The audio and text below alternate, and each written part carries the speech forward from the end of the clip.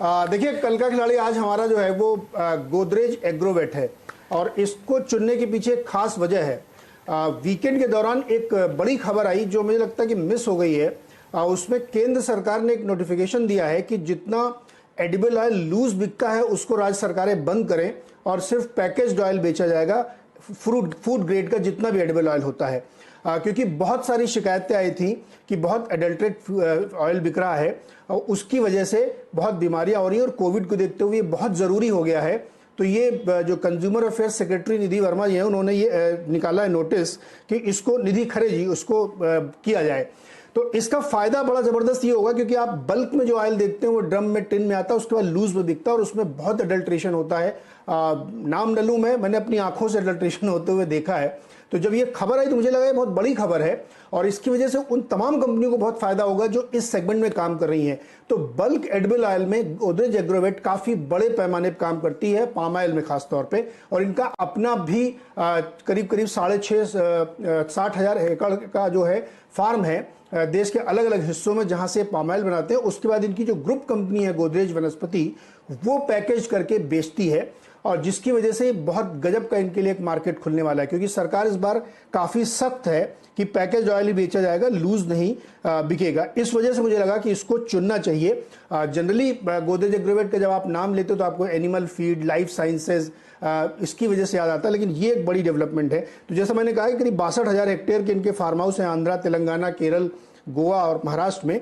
इसके अलावा इनके पास 4-5 मिल्स हैं, लेकिन उसके आगे की कहानी देखिए। इनके पास जो इस समय पोर्टफोलियो है जो गोदरेज ग्रुप के पास है, जिसको ये सप्लाई करते हैं, उसमें गोदरेज के जो रिफाइंड ऑयल आते हैं उसमें एक नया इन्होंने भी कुछ 15 दिन पहले लॉन्च किया है, गोदरेज 100%, जिसमें पाम ऑयल और दूसरे वनस्पति ऑयल मिक्स करके बेचा जाएगा। तो ये एक कहानी है जिसकी वजह से स्टॉक को चुना। अब स्टॉक के थोड़े फंडामेंटल्स भी आप देख लीजिए। इस समय जो स्टॉक ट्रेड कर रहा है वो अपने 52 वीक हाई 600 से काफी नीचे, तकरीबन 150 रुपए नीचे जब मैंने चुना था तो ट्रेड कर रहा था। और इन्होंने जो अभी वित्त वर्ष समाप्त किया है उसमें 7,000 करोड़ रुपए का रेवेन्यू और 300 करोड़ का इन्होंने प्रॉफिट दिखाया है। और कंपनी के प्रमोटर्स ने बीते क्वार्टर में 1% हिस्सेदारी अपनी बढ़ाई है, यानी गोदरेज ग्रुप ने, और इसकी वजह से इसमें बहुत बेहतरीन मूवमेंट आपने देखा होगा। पिछले कुछ महीनों में गोदरेज एग्रोवेट में अच्छी तेजी बनी है। 32-33% का ये डिविडेंड भी देते हैं। बिजनेसेस में इनके पास जो रिटेल का पोर्टफोलियो, उसमें एक चीज और है पैकेज्ड फूड की, जो टाइसन फूड के साथ इनका टाई अप। टाइसन अमेरिका की पैकेज फूड कंपनी है जिसके प्रोडक्ट यहाँ पे ये बेचते हैं। तो उसमें बहुत सारे नॉनवेज आइटम है, जो सी फूड के आइटम है, वो सब ये पैकेज करके बल्क में बेचते हैं। डेयरी का भी इनका बहुत बड़ा बिजनेस है और एनिमल फीड में तो ये लार्जेस्ट कंपनी है ही। तो मुझे लगा कि इस कंपनी की खबर की वजह से जो तमाम और कंपनियों को, आप गोदरेज एग्रोटेक को देखेंगे जाके तो वो भी भागता हुआ दिखे क्योंकि सनड्रॉप ऑयल इनके पास है। ऐसी बहुत सारी कंपनियां हैं, लेकिन गोदरेज एग्रोवेट इसलिए क्योंकि ये सबसे बड़े हैं और इनके पास बल्क में है और इनकी ग्रुप कंपनी को सप्लाई करते हैं। मुझे लगता है गोदरेज एग्रोवेट को ध्यान में रखना चाहिए।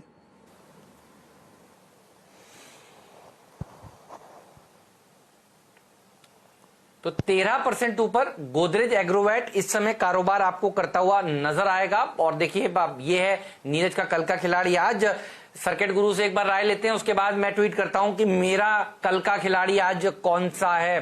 राजेश जी पहले बताइए, गोदरेज एग्रोवेट पोजीशनल टारगेट क्या है आपका? कल नीरज की टीम में ये ओपनर का दर्जा लेगा, कितना और भाग सकता है? एक बढ़िया पिक है, मैंने लिया है। 2-3 चीजें जबरदस्त लग रही है इसमें। एक तो यहाँ पे 5